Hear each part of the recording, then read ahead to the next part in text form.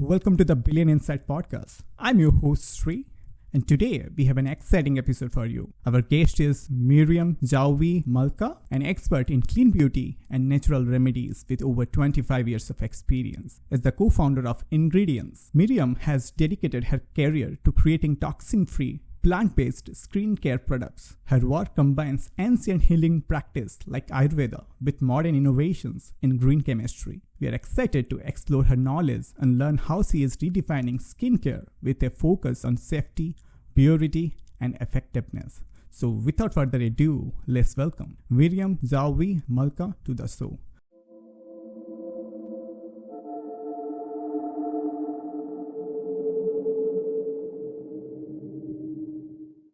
So welcome Myriam. Welcome to the Billion Insight Podcast. Hi, good morning. Thank you, Shree, for having me today on the podcast. Very happy to share with you some insights. Thanks for joining us today. It's an absolute pleasure to have you on our show. Thank you. So Myriam, can we start from the beginning? Let's start with your childhood. You were born and raised in US? No, actually, you can maybe hear my accent. I'm French originally. I was born in Paris. I have a French mom and a dad that's from Morocco. I have one sister and two brothers. I'm the second child. And first part of my life, I grew up on the countryside, 40 minutes from Paris. You may know the Castle of Versailles, where I grew up. So it's more like the country. I used to do a lot of actually horseback riding. I turned vegetarian when I was 15. I had a love for animal. I wanted to be actually a veterinarian as I grew up, and always all passionate with ingredients.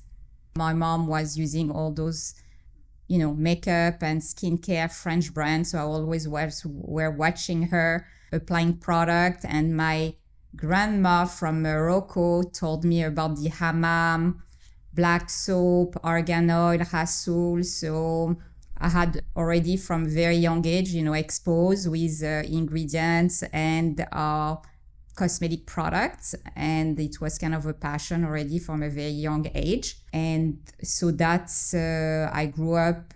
So then I moved to Paris where I was studying, and the age of 20, I moved to the US, where I met my future husband, Eric, my life partner and work partner as well. That's very interesting. So you were in France up until you become 20? Yes, I moved 20. And my brother was the first one moving to the US. So I was visiting my brother often.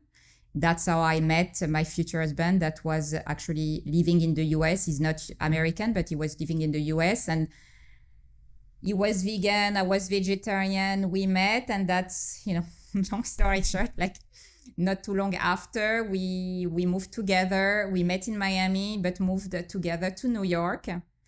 And we started really our life and business when we moved in New York City. So your first company was the Art of Shaving. Can you tell us about that? So I'll try to make it short. As grew up, I always had a little bit of acne, but when I moved to New York City, I started to have a severe acne, and I was going from dermatologist to dermatologist, and it was not helping. My skin was really red and it was not really helping. So I decided to sign up for a herbology school. And I thought maybe I'll find a remedy there, where it's called Michael Tierra School, a herbology school, and where this herbology focus on Chinese medicine and Ayurvedic medicine. And I started at this time to create ointment, syrup, compounding, making capsules of herbs for therapeutic properties. And at this time, living in New York City also, my husband has shaving discomfort, ingrown razor burn. And I was formulating at the time with the school, and I thought, okay, let me put some ingredient together. And then I made a product for my husband in my kitchen. He tried it, loved it. And from there, we decided to open what we call the Art of Shaving. And we started we opened a retail store in 1996 in New York City called the Art of Shaving. We were selling shaving products and accessories. At the time, we didn't have our own brand. It was a retail store with different brands, but I wanted right away to start creating my product line. and started to work with chemists. Chemists couldn't understand really in 1996 my way of thinking using natural ingredients. And they really didn't really see the purpose, or they thought it was, not efficacious to use natural ingredients. I was going to trade show. You could find at the time maybe thousands of suppliers with chemical ingredient, maybe a bunch of them, like 5 that really were offering natural ingredient at the time. And I was kind of frustrated, and I decided to open my lab. So one of a non-chemist helped me to put the lab together. I took some chemistry class and started to formulate all the product for the art of shaving. And I had, the lab until our company got acquired in 2009, stay with Procter & Gamble, the company that acquired us for a couple of years in their R&D department. So that's how the art of shaving was created, got acquired. We had retail shop and as well a full product line that we were selling worldwide. I took a break because, when you create a brand, it's a roller coaster. Yeah. Creating a brand. I took a break. I had 2 kids at this time. And back in 2014, my husband and I created an investment fund where we invest in clean brands in the beauty industry and we help them grow. But as well, I really wanted to go back on my own. And a couple of years back, I created the Ingredients brand, where it's all plant-based. We use 8 ingredients or less, no petrochemical, no toxin, and we do wellness product and we do our skincare product as well. That's really how everything started. That's quite a journey, I must say. So you are specialized in a plant-based solution, plant-based product. According to you, what is clean beauty and why it is so important in today's world? So the clean beauty movement started in kind of the early 2000s. When people started to question some safety of certain chemical in beauty products. Some clinical studies were published around 2000 and raised concern about some possible health effect of certain ingredient and also environmental harm of some certain beauty products. So the consumer at this time started to look for safer alternative, more like eco-friendly solution. And by 2010, really it was a big shift that pushed some brand to focus on transparency, safety, non-toxic ingredient.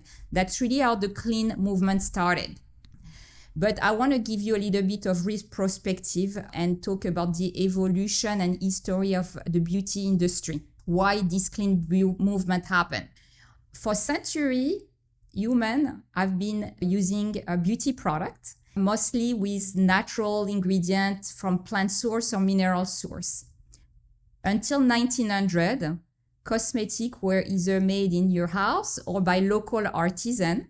And by 1900, with the Industrial Revolution and discovery and creation of petrochemical, this industry became from a local artisan, became a commercial global industry. Why?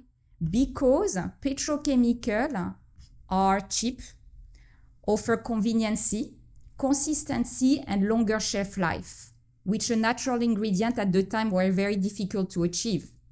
So some of the first ingredient created was in the beauty industry, it's petroleum and then synthetic ingredient, like Vaseline was one of the first products. So let me explain what a petrochemical is. Petrochemical is extracted from the ground. It's from fossil fuel, from crude oil or natural gas. So it's extracted, then you have different extraction process where you create different byproducts that are called petrochemical. Petrochemical nowadays are the building block of many products from many different industries. Pharmaceutical, beauty, furniture, clothing, even added in food. So the problem is that the final product is so different than the raw material, you don't really connect and you don't know that it's really come from petrochemical. Also, petrochemical are not sustainable and most of them are not biodegradable. Okay? Yes. And it was an amazing discovery to do petrochemical when you think about it. It changed the world. But the human created petrochemical but didn't really think of the impact after on the health and the environment. So nowadays, I'm going to focus on my industry, which is the beauty. Nowadays, personal care products are a big part of your daily routine. You're going to brush your teeth, you're going to use your styling product, your moisturizing product, your makeup. And by the end of the day, a woman put around 12 products. Knowing that there is 40 ingredients an average per product, you calculate it's around 500 ingredients on your body every day. Men use kind of half of it. They use around 6 products, men, compared to women. And your skin is like a sponge. It's our biggest organ. Our clinical study shows that whatever you apply on your skin will be absorbed at 70% to 100% go to your bloodstream. Okay? And the issue is that there is around 84,000 chemicals on the market today, but only 1% have been tested for human safety. 1%. It's only like maybe a couple of hundred are tested by the EPA, the Environmental Protection Agency in the US. So our industry is not regulated, the beauty industry. There is a lack of testing, and it goes back to 1938. One law was created by the FDA, called the Cosmetic Act. It banned only 11 ingredients, and it was never revised since then, okay? Other countries have stricter regulation. Some are banned like 1,400, others will ban 1,700. So in the US, we don't have so much regulation, less than other countries. So the issue is not that, for me, it's not good. Okay, it can give you a direct allergic reaction, contact dermatitis, sensitization, but the danger is not there, is that they are bioaccumulate. Small quantity every day. That's where the harm comes from. Clinical study shows that, the use of many different ingredients are carcinogenic, endocrine disruptor, can have, you can create asthma, neurological harm, birth defect, and many other. So that's very concerning. So that's because of all those clinical studies that arise, that the consumer, the industry starting to wake up and starting to, to demand better option. And that's why brands started in 2010 to create some offering with, non-toxic ingredient. You have also to be careful. There is the greenwashing as well, but that's how the clean movement really started. So you mentioned that initially we derive it all from the petroleum product, but later the human realized that through petroleum product, there is a problem with the environment. If you use that and later it is not good for our skin. It's not good for the skin, not good for the environment. Many clinical studies came up and then are very bad as well for the environment because they go through your drain. Let's say you use a shampoo. It's full of microplastic, the gel, the surfactant. 1,4-dioxane also, it's another contaminant, 1,4-dioxane. It goes in the water, it goes in the ecosystem, the sea life, and it affects the coral, it affects the fish. And also at the end, it goes into the food chain because fish absorbs those contaminants and you eat the fish after as well.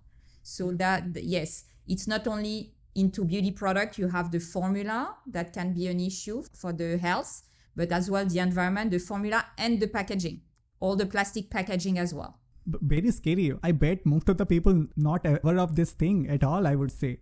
No. This is a surprising fact. Yes. So Myriam, you mentioned that most of the company, they pretend to do this plant-based skincare product, but in reality they are using those petroleum products. You use the word called greenwashing there. Yes. So can you tell us more about this practice? So, not all brands, you have some brands that have integrity, but you have some brands that use also this movement to market their product. Yeah. They will use a little bit of natural ingredient, like a drop of natural ingredient, and they're going to use that as their marketing, making their packaging look like it's greener, making like their brand is natural. But when you know about formulation and you look at their ingredient, you can see, hey, they say natural, but here they have those petrochemical, those harmful ingredients in their formula. And this, I can say it's pretty common. That it's really like, that's what we call greenwashing. They give you a look that it's a natural brand, but really it's for the marketing purpose. But at the end you look and you say, oh, but oh, those ingredients are not biodegradable inside the formula. They use microplastic and other silicones, for example, is a very common one that's not biodegradable as well. So yes, unfortunately, there is a lot of greenwashing. So it's on the consumer to really educate yourself and know how to read an ingredient listing, which is not like so easy sometimes, you know? So let me sum up here. There is 3 types of skincare product is out there. One is completely plant-based, and second one is the petroleum one, extracted from the petroleum one, and third one is saying that they are green, I mean the plant-based, but they are not actually green. Yes, yeah, you can say that. Yes, you can find some like very natural, some that have a mix of both, and some that they don't care and they just use petrochemical inside the product because they think it's more efficacious. So Myriam, my question is, for those who making the skincare product out of petroleum, don't they ever that this has really impact to our environment and it's not good for our health? Why they are choosing to the petroleum product instead of the plant-based one? Is it because of the green one is difficult to extract, or is it to increase the shelf life? It can be. Yeah. It can be. You know, it's easy to scale, much easier. A natural product, if you really want to do natural, I will say there is never the same apple on the same tree because nothing is identical in nature. So it's a lot more difficult from one harvesting to the other. The ingredients changed depending from the same field. You will never have, depending the weather, you know, your ingredient is always a little bit different. The stability also of a natural ingredient is more, you know, difficult. So it's easier to work with petrochemical. It's convenient. It's man-made. It's in a lab. It's like 2 + 2 = 4. So it depends, you know, bigger corporations, they use a lot of petrochemical because of cost, easiness, convenience, and they don't really, I will say, care about the health. They don't really think and believe in their belief that's not going to do anything for you. As the, you know, it's not a regulated industry, just on the top of the pyramid, it's not regulated. So a lot of brand owners are very different than I am because I'm a formulator. Brand owners very often are not having this type of background. They go to a lab and they ask to create a formula, and the lab get the ingredient from a distributor, and they don't really have transparency of the supply chain. I will say more than 3/4 of the time, people don't formulate as a brand owner, and they really don't know that where the ingredient come from, how bad they are. That's the issue. I mean, I'm very passionate about what I do, about health in general. So that's why I'm trying to formulate the purest formula possible, avoiding any drop of petrochemicals. But that's my belief. And some people have other belief on using petrochemicals. Yeah. One question is there any certification that truly guarantee that the product, the skincare product that you're buying is completely plant-based? Yes, you do. You have USDA organic, you have Made Safe, you have EWG. It's some third-party certification that you can have. But some like Made Safe accept petrochemicals. They call it safe synthetic. Some certification will have, yes, you can find which is safer. USDA organic, usually plant-based, but they accept a very small dose of chemicals coming from the preservative. We can dig also and discuss preservative in general because most preservative used by the industry are petrochemicals. But yes, you can find like what I mentioned, USDA certified organic. EcoCert is another one. Made Safe. So that's those type of certification. Yeah. So you mentioned the preservative. Preservative is very common to increase the shelf life. No matter it's a food product or the skin product. We see the preservative everywhere. So could you tell us how the preservative is being made? And you mentioned that it's made out of petroleum. Could you please explain that to us? So you have different type of preservative available. As you may recall, people are familiar with the parabens.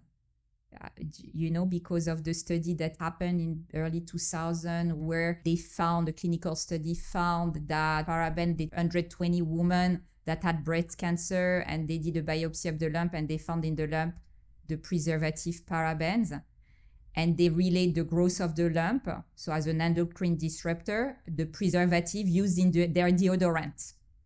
That's how everything really started really to shift the clean movement. And Preservatives are here for a reason. They make your product stay longer on shelf. They kill bacteria, mold, and fungus. It will be very, more than a week, you cannot keep your product on shelf if you don't have preservative. It's not safe as well to apply something with microorganism because you can have different skin disease if you do, apply. So it's important to have a preservative. The issue is, what does a preservative? It kills life. Okay? It's similar as an antibiotic if you want. It kills life. So yes, it's good for the product, but it's not good for me. It's not good for your skin because on your skin, you have what you call the skin microbiome. The same thing you have in your gut, that's called gut microbiome, you have it on your skin. When you put a preservative, product that contains preservative, it kills all the good bacteria that are on your skin and it really unbalances your skin. And it can create dryness, it can create rashes, acne, wrinkles. So supporting your microbiome on your face is very important. So you know that when you take antibiotic, it's bad for your gut. Yeah. Preservative does the similar things on your skin when you apply it. So most preservative kill your skin microbiome and that they are used mostly in all skincare products. One of my big challenge when I create an ingredient is to create a product line that can stay on shelf without the use of traditional preservative. Instead, we use probiotic, lactobacillus ferment. They have a different mechanism. They suppress the growth of bad bacteria instead of killing. So twofold, it helps keeping your product longer shelf life, but as well it supports your skin microbiome. So that was really the different point of the brand ingredient, how we were able to make it 100% natural, even without the use of traditional preservative. We have a different mechanism. We use that along some plant extract to preserve our product. And it passed the 3-year shelf life. That's very interesting. So you use probiotic. It is generally found in yogurt, curd, right? Yes. Natural bacteria, yes. You have natural good, bad bacteria, yes. But lactobacillus ferment, it helps support also the bacteria in your gut. Yeah. It is often recommended that when we eat antibiotic, exactly. Usually doctor recommend eat probiotics. Yeah. So yes, exactly. Coming to the plant-based product which you guys are making, you mentioned that ancient Ayurveda and Chinese medicine, you have the knowledge about that. So can you share about that ancient Indian medical science, which is Ayurveda, which is used in India for like 5,000 of years? Yes. Could you shed a light about the Ayurveda, how you introduced? You mentioned that you introduced in Ayurveda in New York. Actually, you know what? I use in some other brands some Ayurvedic ingredients. But in this brand ingredient, I did not use, but I'm embracing the philosophy. Really, what inspired me was the philosophy of to look at a situation 360. For me, it was more like the formulation philosophy of Ayurveda that I'm applying into my formulation of my skincare product. That was really my aspiration. I want to create something holistic and therapeutic. No filler, no additive, using just plant. That's really what Ayurveda inspired me. And looking at a situation, even at the skin, at the 360. Beauty is from within. For me, that's what Ayurveda taught me. It's from within. It's from your gut. Yeah. Your body is a perfect machine, and it's not just beauty product that's going to make your skin look good. It's about your sleep. It's about your diet. It's about water intake. It's about your hormone. It's about also mental health, doing meditation, exercising. For me, Ayurveda is a lifestyle more than just, for me, Ayurveda taught me a lifestyle. That's really where I get my inspiration from. That's very interesting. Since I'm from India, I have seen many uses of Ayurveda. Often it is worked surprisingly well than the traditional medicine. So unless there is a big disease or something like that, but as long as if we control our diet and our way of life, then we may not need medicine ever in our life. No. And even skincare product, if you have a really balance, it's going to reflect on your skin as well. So Myriam, coming to ingredients, your company. Yes. Can you tell us the story about how you started ingredients? And you mentioned yourself as a formulator. So what you guys are doing with ingredient? You guys making the formulation and sell those formula to other Yes, I companies do. to make their own skincare line? We do both. We have Ingredients is a brand. So I formulate and source all the ingredients for ingredients. I visit farm a lot, all my suppliers. So we have full transparency of the supply chain. Where is it harvested? How is it extracted? So I'm really passionate about visiting the farm all over the world. And we as well have our company called Strategic Brand Investments in 2014, where we help early stage brand and we invest in them and help them grow. Sometimes we're reformulating them. Sometimes we're formulating from scratch formulas. So that's what an ingredient is, really like a passion project. We trademarked the name back in 2011. I had actually, how I got so obsessed with ingredients. After The Art of Shaving, I got mercury poisoning. And I had to go through a detox process in my house, my diet, and my personal care. And I didn't have the lab just after we sold. So I was not really making my product at the time. And I found out, I had a miscarriage related to mercury poisoning. That's how I discovered it. I was actually vegan and I thought, maybe changing a little bit my diet. I was vegetarian vegan for 20 years. And I thought, okay, let me get a little bit protein. And I started to eat a little bit fish and I got mercury poison. I discovered it after a miscarriage. That was the reason. And I had to go through a detox to get rid of the mercury for 1 year. And so I was looking at the time as the personal care product for women. And I couldn't see anything clean enough to my standards. And that's how I had the idea to create this brand that's going to raise the bar on transparency, on safety and purity.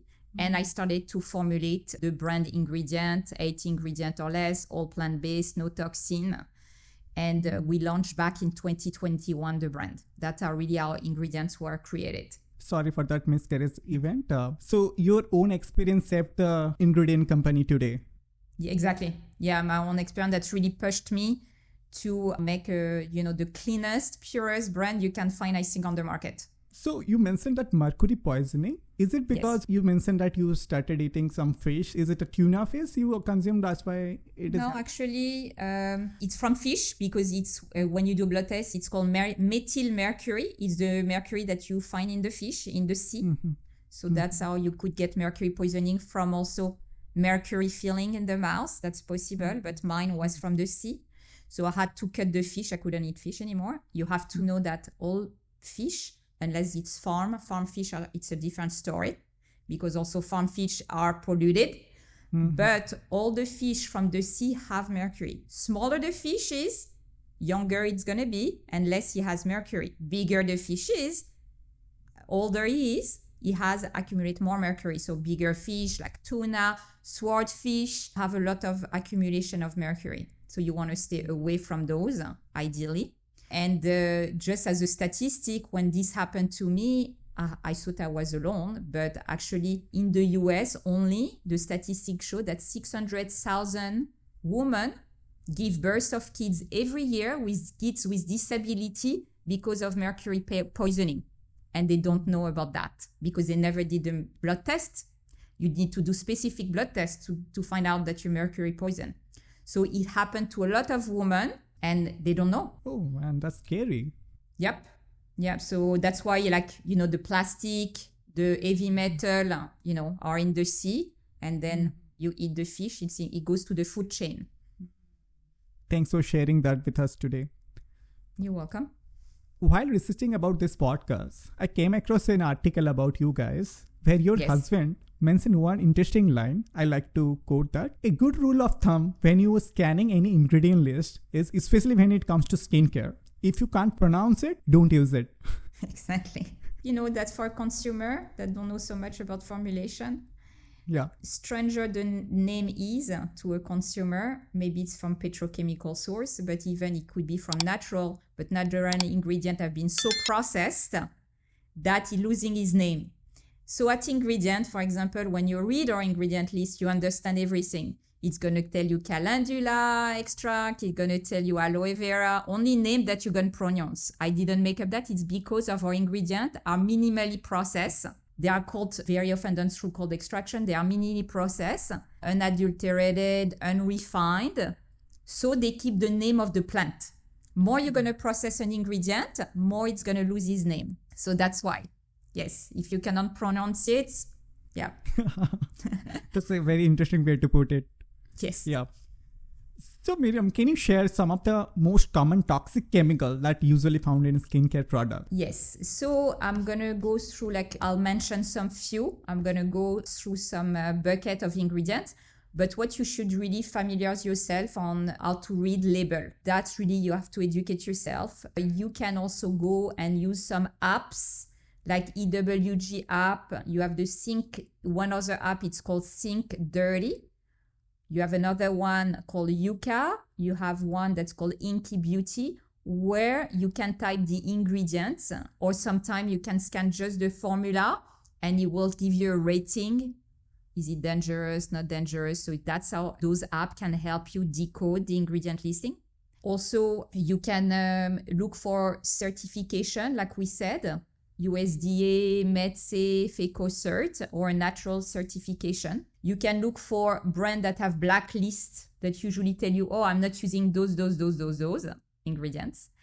Or like going to tell you my brand is free of silicone, free of sulfate, free of, so that can be helpful as well. So I will go through different bucket of ingredients that are known and toxic. Everything is backed up by clinical study, the ingredient that I'm going to tell you. One big one are the paraben, they are preservatives. So you will find the name methyl paraben, butyl paraben, you have the paraben name. A lot of companies don't use these. After those clinical studies came up, they don't use those paraben anymore. They are preservatives.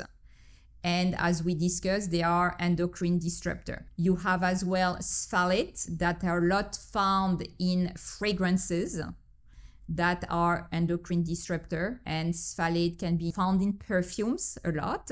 You can find the name DEP or DPP that will say that it has phthalate inside. Laundry detergent and all, that's also very bad for the environment because they found a clinical study that found that a lot of fish are getting sterile because of phthalate in the environment, or the fragrance of beauty product, or the fragrance in a household product. You have other that have carcinogenic concerns, such as formaldehyde. They are a lot used in nail polish and hair treatments, and they are carcinogenic. Also, you have other that are formaldehyde releaser. The name is not formaldehyde. It's for DMDM identoin, for example. But this one, when supplied, a lot like people do keratin nowadays, treatment, you apply, and the formaldehyde is released with the oxygen. So that's why we call them formaldehyde releaser. The one that's harmed the most are the hairstyling applying the product. You have to know that the profession that have the highest rate of cancer are the hairstylists. 10 times higher than any other profession. 10 times higher. Yes, because of all the fume that they're breathing all day long, of the fragrance, the formaldehyde, and all the other chemicals, the colors. So, and everything is backed up by clinical study. You have heavy metal, very common in makeup. Talcum, so the mercury, the lead, the cadmium, and this bring neurotoxicity, and child defect as well for the heavy metal. You have ingredients also such as the talcum powder that we know it's carcinogenic as well. You had a big lawsuit done, with the class action with Johnson & Johnson, with the woman using those powder in the genital area. I don't know if you heard about this class action. They lost. So now the product have been removed from the market. They found asbestos in the talcum powder. You have chemical sunscreen as well. So it doesn't just harm the health, but as well the environment. I don't know if you heard about this clinical study of all the sunscreen that really impact the coral reef. And some country really, like now, you cannot use those sunscreen in like Hawaii and other region where you really like damaging the coral reef. Or the microplastic, what we discussed, the silicone, the polyethylene. So you will see silicone in the product, or polyethylene, or microplastic beads that are super bad for the environment. Sodium lauryl sulfate, that very irritating to the skin. And also the first cause of allergic reaction, skin sensitization, irritation come from synthetic fragrance, colors, and preservative. Those are the first cause of allergic reaction in cosmetic products. So Myriam, you mentioned that one of the most notoriously the heavy chemical used in the hair product. Yeah. So my question is, lately we have seen, especially post-COVID, everybody is kind of complaining about hair loss. Hair loss is kind of happening very commonly, I would say, especially the post-COVID. So one of the most popular chemical often the dermatologist recommend is the Minoxidil. Yes. That's the most common for hair growth, to promote hair growth. So I want to just give a little bit of perspective why this happened at COVID. Why? Okay. Yeah. So as I mentioned, I like to have those 360 approach. So people were indoor mostly, lack of sun. Sun is important to me. I think it's very important. People want to, hide from the sun, but we will not be in this planet without sun. So sun is important for our health, mental health, and, physical health. Lack of exercise. So you don't activate your blood flow. That was not of the cause. And being indoor, also that could lead to being depressed and anxiety because of the situation. That's why during COVID, people suffer a lot from hair loss. Yeah. Also no social connection. So I will say, diet, when you want to, what are the alternatives to Minoxidil? So I will say diet is very important. Sleep, exercising, taking fresh air are very important. So that you want to have a nutritious diet, made of natural or animal protein that's giving a lot of strength to the hair. Some iron with a lot of leafy green, omegas with either nuts or like salmon, a lot of vitamin coming from fruit and vegetable, the vitamin C, E, and B, and a lot of good hydration with good quality water. But as well, exercise is super important. Activating the blood flow. Yoga have amazing pose, asana, that's going to help with the blood flow. Meditation is another one to calm your anxiety. That's very important. And so also avoid processed food, very important.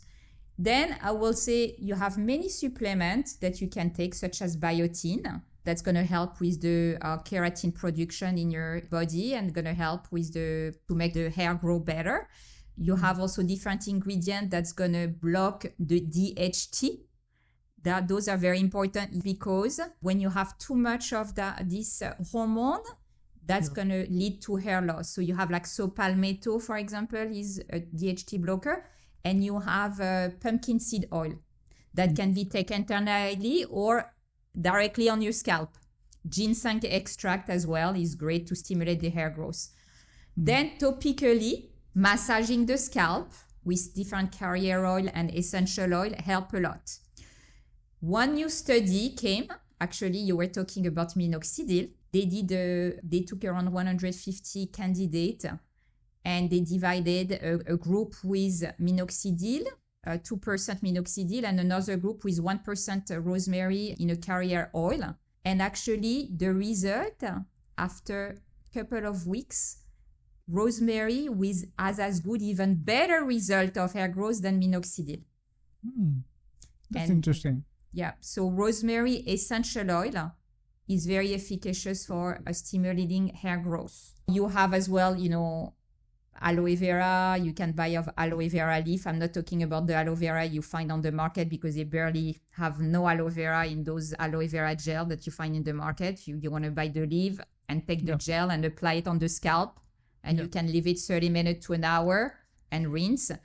Black seed oil is a very good one. It's called Nigella sativa. That's going to help promote hair growth as well. And personally, I take flax seed and I boil them in water with rosemary, sage, clove, laurel, and I boil them for like 5-10 minutes. I strain and it gives you kind of a little gel that you can apply on the scalp. You can leave it overnight or you can rinse it after 1 hour and it's going to bring a lot of nutrients to your hair. It's going to really coat the hair and make the hair shiny. And you can really feel, because it's full of omega, how you feel your hair seems like thicker after you apply the flaxseed. So those are natural remedy. If you want to avoid any chemicals, that's what you could do. There is a lot of different alternatives. That's very interesting, Myriam. I'm thoroughly surprised that you do have a lot of knowledge regarding the Ayurveda. It is like I'm talking to an Ayurvedic expert. Oh, thank you. Yeah. So, okay, to sum it up, yes, you recommended people who suffering from the hair loss is fastest to change their diet, avoid processed food, do some exercise. If that doesn't work, try to adopt some supplement, just like you mentioned, biotin and some other one. And once in a while, do the massage and yoga and all.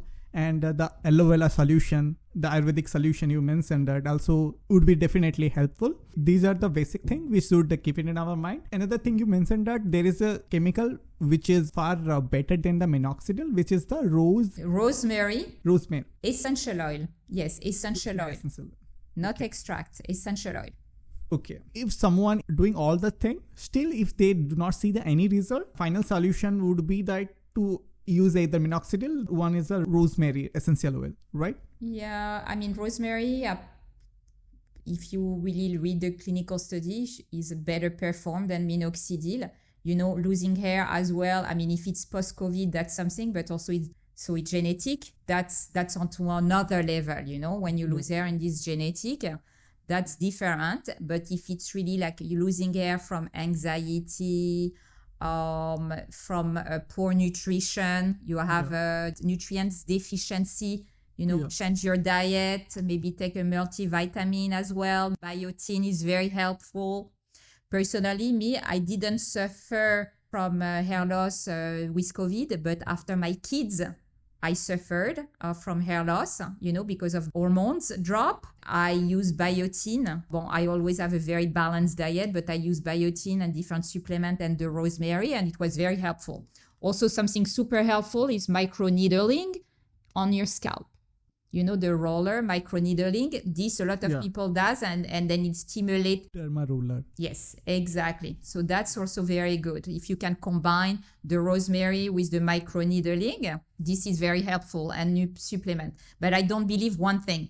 You have to attack the food, you know, the supplement. It's not only one thing. And the anxiety, meditation is really good. Sometimes you lose hair because of anxiety. I'm really glad that you guided us through the Ayurvedic way, because it is completely plant-based. Anybody can adopt this, you know, the lifestyle. So thanks for sharing that. You're welcome. My pleasure.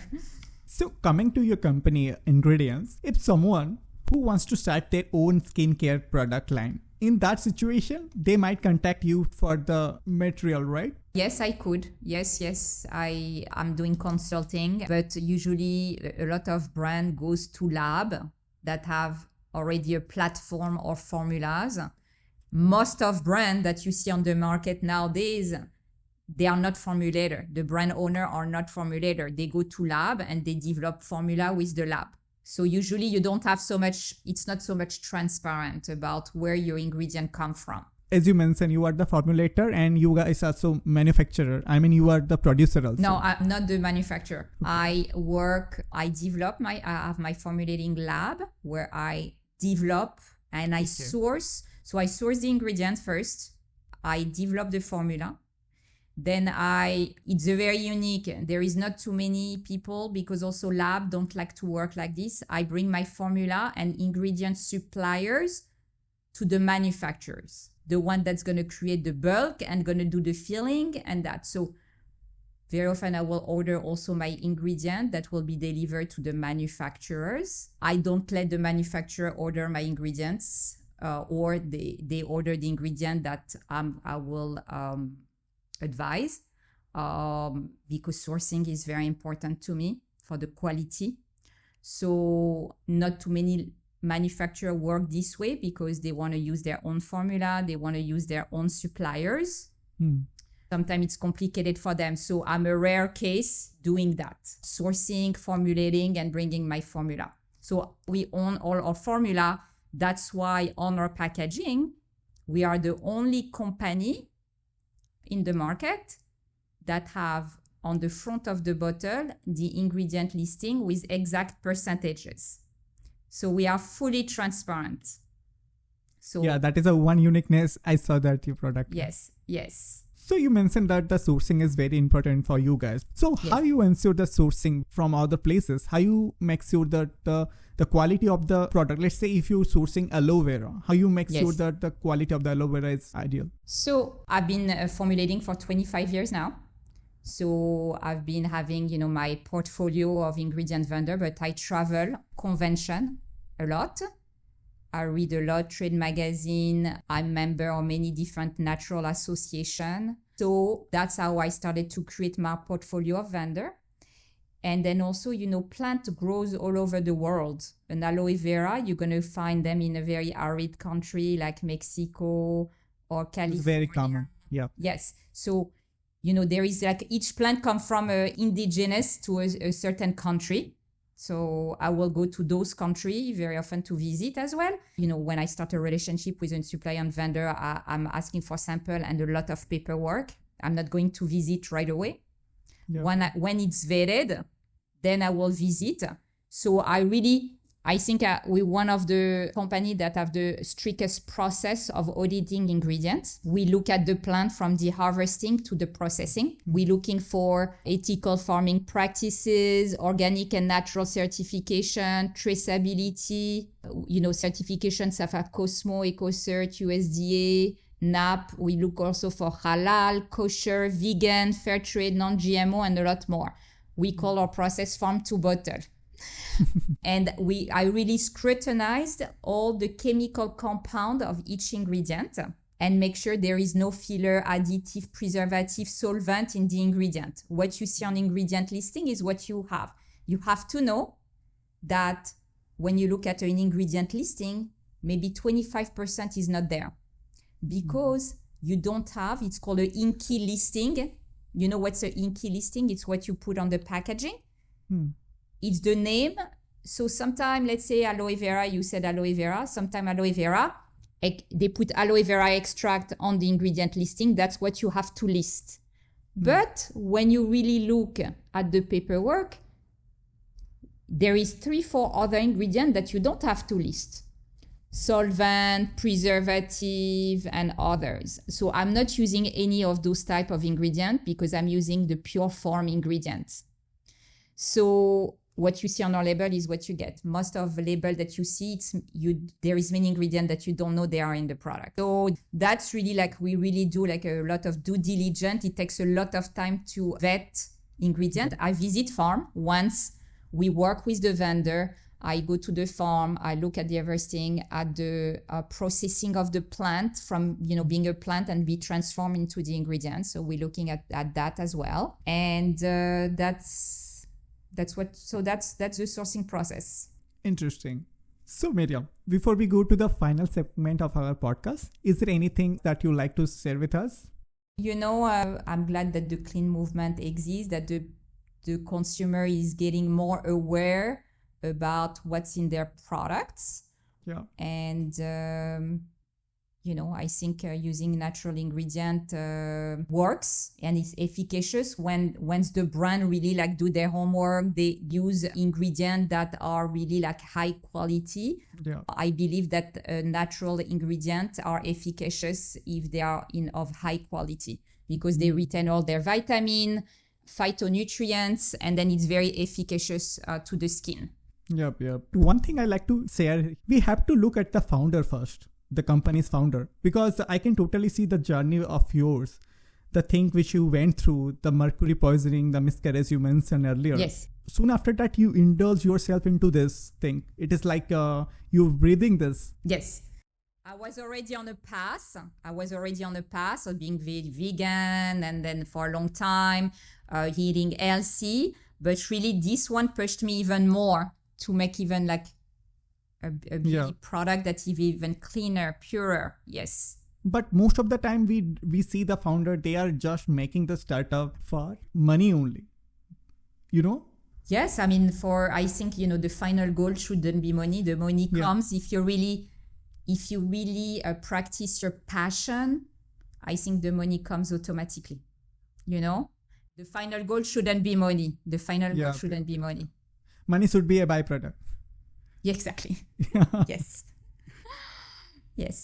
So most of the time we see the founder, they lack the passion which is required to develop the product. So somehow they lost the, the quality, the purity. The priority would be like how we can scale it. So how can we make it available in everywhere? So for that, they had to do some compromise. They had to use the preservative, which is not good for our health. So this is how they made not so good the skincare product. Yeah, and then nowadays, with social media, and then this industry is very saturated, and you don't know really what's good, what's not. You really need to really do a due diligence and really learn to really find out or try them and see what's work, what doesn't work, Absolutely. People have to and one of the good thing that's happening is in social media, after all the bad thing which we have hearing, is that people are slowly, they are aware of this kind of thing. They are aware of the chemical which they use will be harmful for them. Yeah, so same thing like me, either you're going through a health issue or you're getting pregnant, you're having kids, then you're starting to be a little bit more conscious about what you're using and your environment, what you're breathing, what you're drinking. So, yeah. Yeah.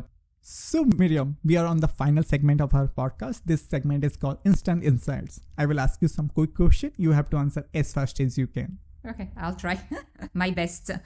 Yeah. So, are you ready? Yes. Okay, let's start. Coffee or tea? Tea. Cats or dogs? Dog. Beach or mountains? Mountain. City or countryside? Countryside. Blue or green?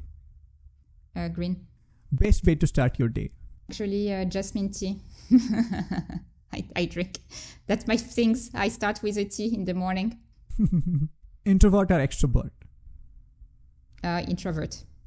Juice or smoothie? Smoothie. One thing that makes you smile instantly? The laugh of my kids. What is your go-to stress relief method? Yoga. Interesting. Yoga. How long you been doing yoga? Oh, long time. Since I'm like 20, I think. As soon as I moved to New York, I started yoga. Interesting. Best way to spend your weekend? Best way to spend my weekend, with my family, I will say. Take a break from the week and being with my family. Yeah. Travel back in time or forward in time? Future? You want to see the future? Yep. If you could have any dinner guest, dead or alive, who would it be? Dalai Lama. Interesting. Most used app on your phone? Most used app, I used a lot, Instagram, I'm not gonna lie. I use a lot Life 360 to follow my kids where they are. They are teenagers, so I'm using a lot this app as well. That's the app I think that I will use the most. Interesting. Favorite book? Favorite book? Oh, that's a tough one. One that was one of my cult book when I started in this industry. It's called Beauty to Die For. I think it was one. Yeah, that's when I started in the beauty industry. That was kind of my book that kind of like put me on a path. Beauty to Die For. Beauty to Die For. Okay. Yep, that's the name of the book. Favorite movie? Favorite movie? I have to answer fast. I don't have anything that comes to my mind because I have many. Can I pass? What is the last movie you saw in theater? Actually, that was pre-election. I saw The Apprentice. That's the life movie of Donald Trump. That was my last, just before the election. Yeah. It was insightful. Okay. Most influential person in your career? I think my husband. If you weren't in skincare industry, what would you be doing instead? I think I could be a teacher or in the wellness industry, something about health, a doctor, natural doctor, more like functional doctor or yes. Yep. Here in India, we call it Ayush doctor who are expert in Ayurveda. Oh, yeah. Most challenging part of your job? The stress, handling many things when you're a brand owner. You do what you have to do, handling employees, getting your project on time, when you do product development, So that's, I think stress is the, big part of the, having a brand. Yeah, as a brand owner. Yep. Managing stress, yes. What is the most rewarding part of your job? Most rewarding that I'm doing things good for the planet and the people, and that people appreciate. When people appreciate, some of my brand that I create, so that's very rewarding. Yeah. One ingredient you can't live without. Shea butter. Sea butter? Shea. Karité in French. Shea butter. CHEA butter. It's a butter from a plant. It's a nut from Africa. And it's really like I use it when I travel. It's multi-purpose. You can use it on your face. You can use it on your body. You have irritation. You have chapped lips. You can use it on your hair as a mask. If you have a kid, it's great. Wherever, like, diaper rash, sunburn. That's so versatile. So that's a product that I have always in my house. And when I travel, I put it on small containers because it's like a pasty. And so that's shea butter. And lavender essential oil. It's something that I always have when I travel. Interesting. Oil or lotion? Oil. It's purer. Most overrated skincare product? Retinol. What is that? Overrated? Yeah, overrated. I think it's retinol or vitamin C, like everybody use. Really? It is overrated? Retinol. You don't think? Overrated? I have no idea. You have no idea. Yeah. A lot, people use that for all the time now, like retinol. So we me, I shouldn't think use long that. term, it's a vitamin A derivative. Okay. Long term, I think short term, it gives you a great skin, but over time, I don't think it's really not benefit. Okay. It doesn't benefit the skin. Okay. Most underrated skincare product? I think shea butter. It's amazing to your skin, for wrinkle, fine line, whatever. It's like, so when you use a good quality shea butter, it does so much, as one ingredient. So best way to combat dandruff naturally? Naturally, best way, I will say rinse with apple cider vinegar at the end of your shampoo. Best way. You put a capful in like half a liter of water, shampoo, and at the end rinse with this water. And don't use water after. You just like rinse your hair, then put this water with apple cider vinegar. Best things for dandruff. Interesting. What is the most common skincare myth you want to debunk? Obvious one for me is that plants do not work as skincare. I think it's when you use low quality ingredients, that's what you're getting. And people use microdose.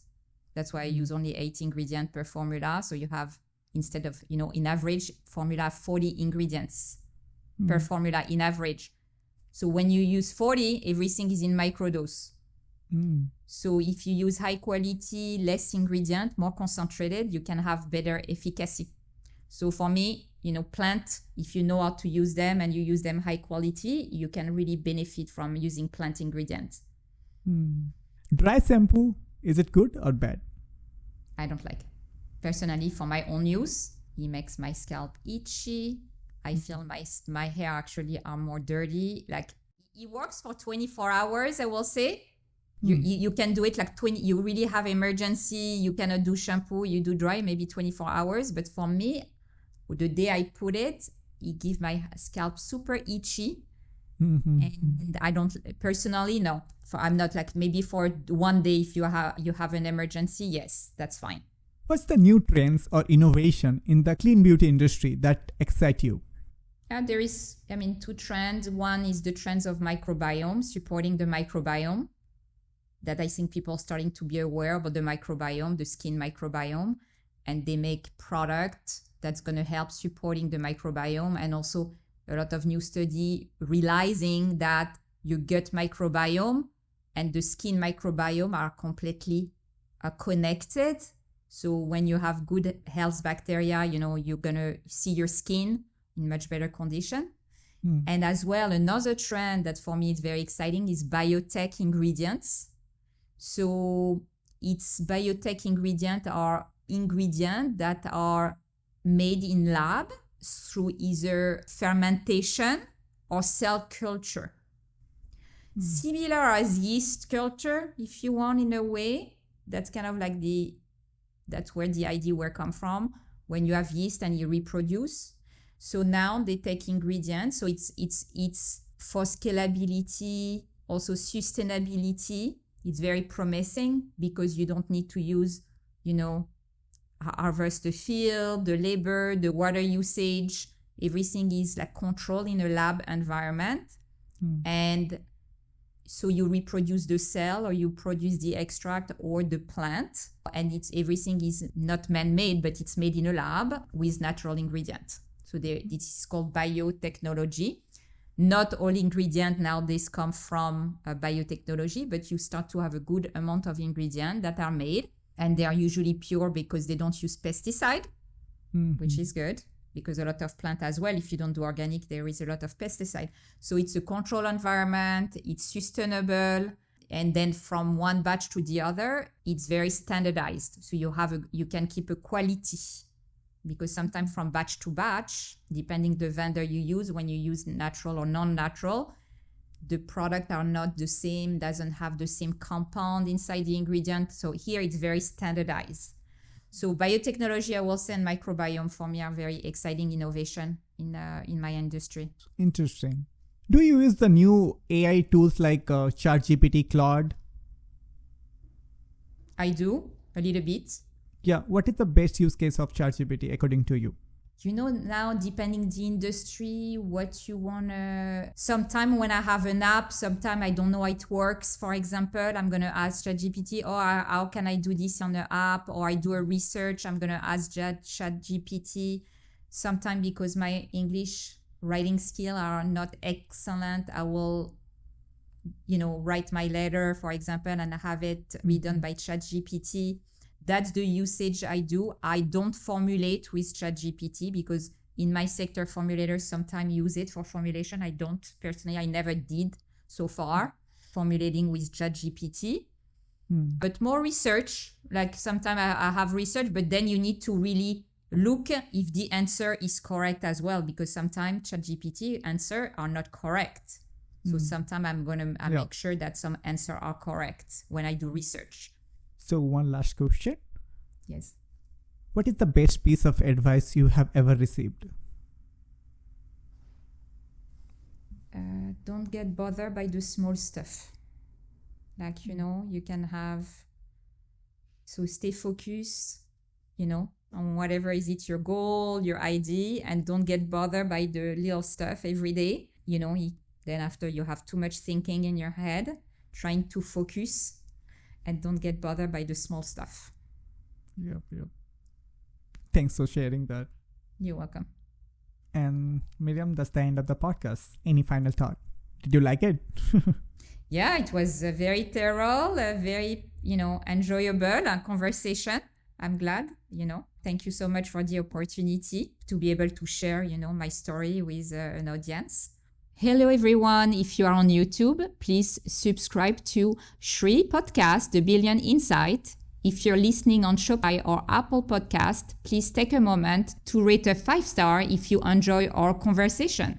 Thank you, Myriam. Thank you so much for sharing your incredible journey with us today. Your dedication to clean beauty and natural wellness is truly inspiring.